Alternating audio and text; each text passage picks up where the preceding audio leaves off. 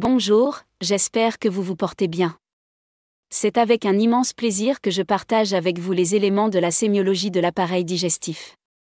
Notre engagement est de simplifier votre accès à ces informations cruciales pour votre progression professionnelle, et nous espérons sincèrement que cette initiative sera bénéfique pour chacun d'entre vous. Nous vous invitons chaleureusement à regarder la vidéo dans son intégralité afin de capturer toutes les informations précieuses qu'elle renferme. Votre réussite professionnelle demeure notre priorité absolue, et nous sommes résolus à vous offrir tout le soutien nécessaire. Nous sommes convaincus que cette ressource sera un atout précieux pour approfondir votre compréhension de la sémiologie de l'appareil digestif. Avant de commencer, je saisis cette opportunité pour vous inviter à vous abonner à ma chaîne YouTube et à activer les notifications. De cette manière, vous serez toujours au courant de mes dernières publications, ce qui vous permettra de rester informé de mes futures vidéos. Votre soutien ne nécessite aucun frais de votre part, mais il me motive à continuer à partager des informations précieuses pour vous aider dans votre préparation. Et je vous laisse poursuivre cette présentation. Sémiologie de l'appareil digestif. Les gingivoragies font référence à des hémorragies qui surviennent au niveau des gencives. C'est un terme médical utilisé pour décrire le saignement des gencives.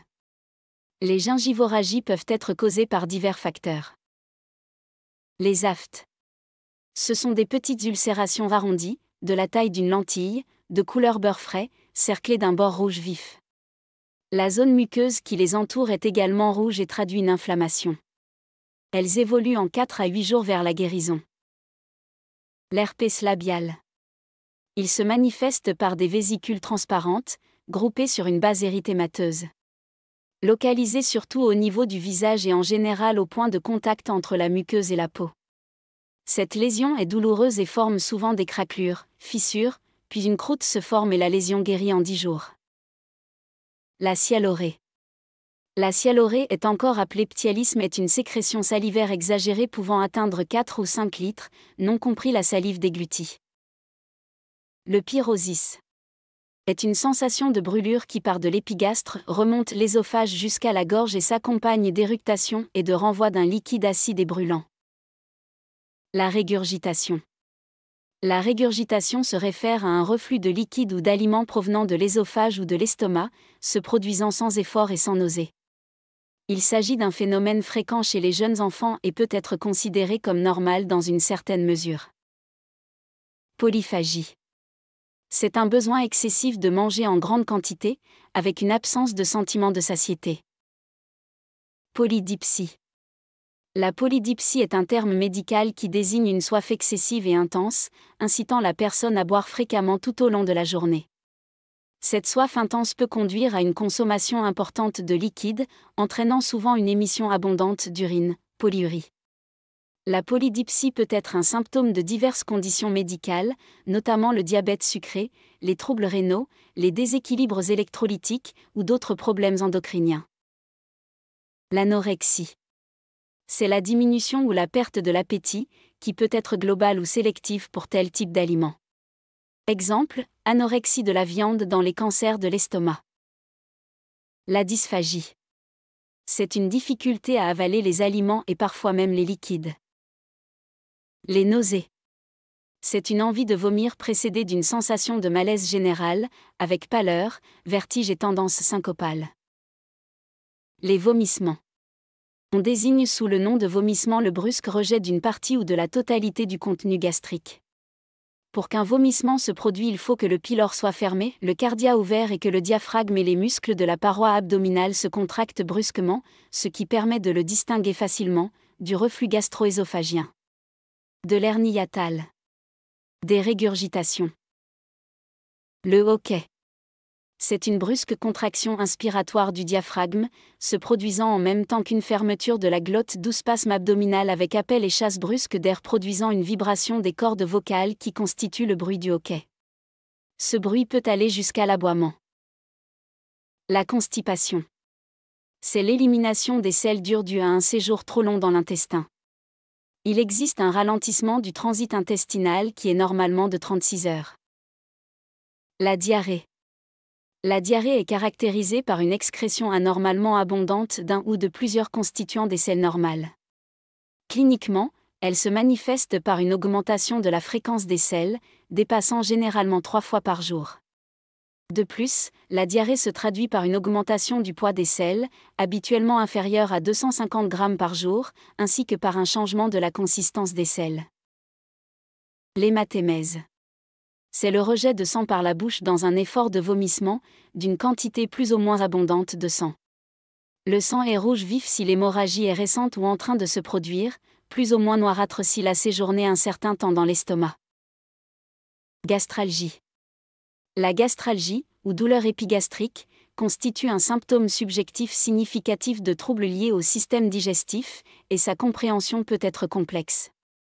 Cette douleur, localisée dans la région de l'épigastre, la partie supérieure et centrale de l'abdomen, peut être le résultat de diverses affections, notamment des troubles gastro-intestinaux tels que les ulcères, la gastrite, ou des problèmes liés à la vésicule biliaire.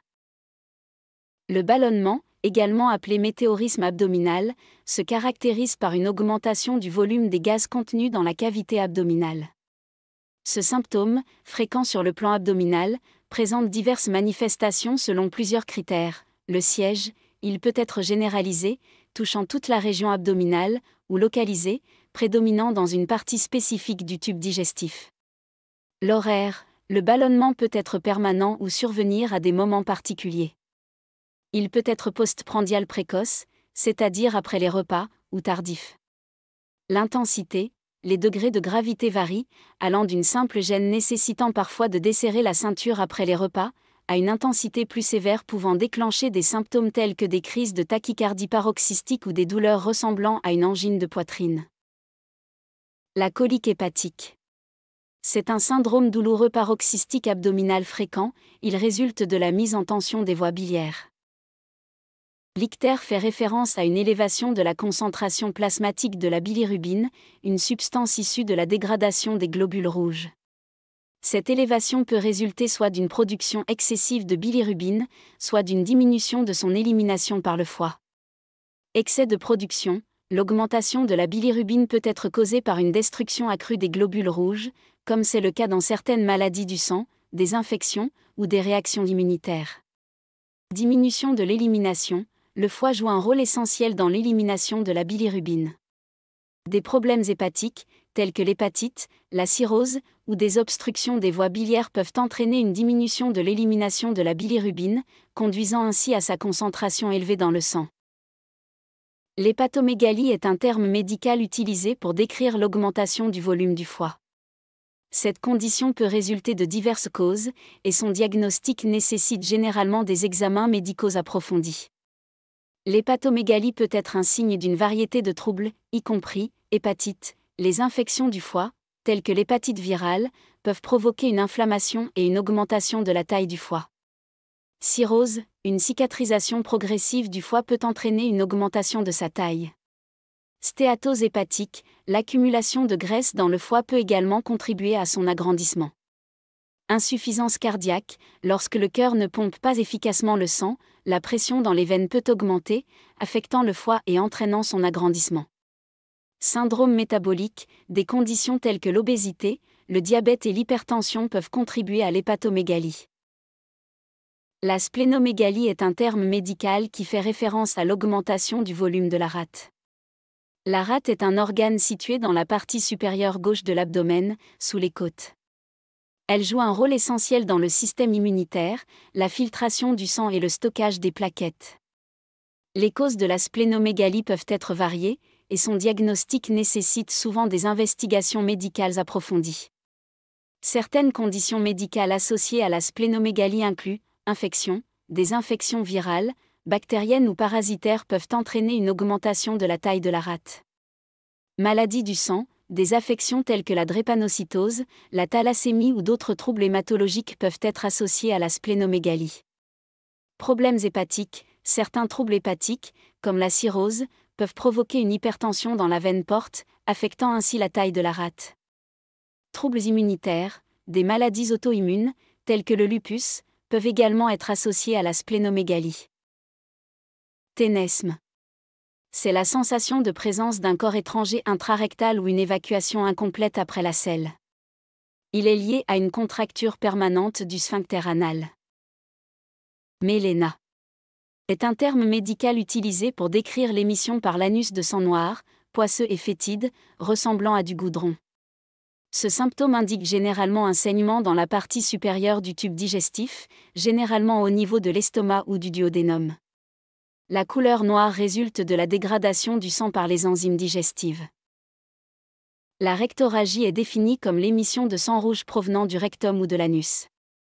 Cela implique généralement que le sang est frais, non digéré, et a une couleur rouge vive. Il est important de noter que la rectorragie ne couvre pas toutes les hémorragies de sang rouge par voie basse, car d'autres causes intestinales peuvent également provoquer des saignements de cette couleur. Le prurite anal est une sensation subjective de chatouillement, de frôlement ou de reptation au niveau de la région anale, incitant souvent la personne à se gratter. Ce symptôme peut être associé à différentes causes, notamment des problèmes dermatologiques, des infections, des allergies, des hémorroïdes, des infections fongiques ou des affections plus graves telles que des maladies inflammatoires de l'intestin. Les édèmes sont caractérisés par une infiltration séreuse des tissus cellulaires, englobant à la fois les couches sous-cutanées et les viscères, par un liquide dont la composition chimique est similaire à celle du plasma sanguin. Ce liquide, appelé transsudat, est principalement composé d'eau, d'électrolytes et de petites quantités de protéines. L'acide est défini comme un épanchement liquide dans la cavité péritonéale, la cavité abdominale qui entoure les organes abdominaux. Ce liquide, souvent jaune citrin, peut présenter différentes caractéristiques en fonction de sa composition. Il peut être coloré en vert par la bile ou en rouge par la présence de sang. Parfois, il peut même avoir un aspect laiteux ou gélatineux. La cachexie est une condition médicale caractérisée par une altération profonde de l'organisme, souvent marquée par un amaigrissement extrême, une fonte musculaire, la bouffissure des tissus, une pâleur ou une teinte jaunâtre du visage, et un très grand affaiblissement. La déshydratation est un trouble métabolique hydrosodé caractérisé par un bilan hydrique négatif, ce qui signifie que la quantité d'eau perdue par l'organisme dépasse la quantité d'eau ingérée. Ce déséquilibre peut également entraîner une diminution du capital sodique, qui est liée à la perte de sel, sodium. La déshydratation peut survenir pour diverses raisons, notamment en raison de conditions telles que la fièvre, la diarrhée, les vomissements, une exposition prolongée à des températures élevées, une activité physique intense, une consommation insuffisante de liquide ou des affections médicales sous-jacentes. La dyspepsie est un terme médical qui englobe un ensemble de symptômes variés entraînant un malaise digestif, souvent accompagné de douleurs abdominales et parfois de signes généraux associés. Les symptômes typiques de la dyspepsie comprennent douleurs abdominales. Ces douleurs peuvent varier en intensité, allant de simples gènes à des brûlures postprandiales plus intenses. Sensation de digestion anormalement lente, cela peut s'accompagner d'asthénie, fatigue, de ballonnements abdominaux, d'éructation, renvoi, et d'une augmentation de la salivation, hypersialorée. Diarrhée postprandiale ou asthénie importante, certains patients peuvent présenter une diarrhée après les repas, une forte fatigue nécessitant de s'allonger, une pâleur, voire des états lipothymiques, sensation de faiblesse extrême, ou au contraire un visage rouge avec des sueurs abondantes. Et merci pour votre attention.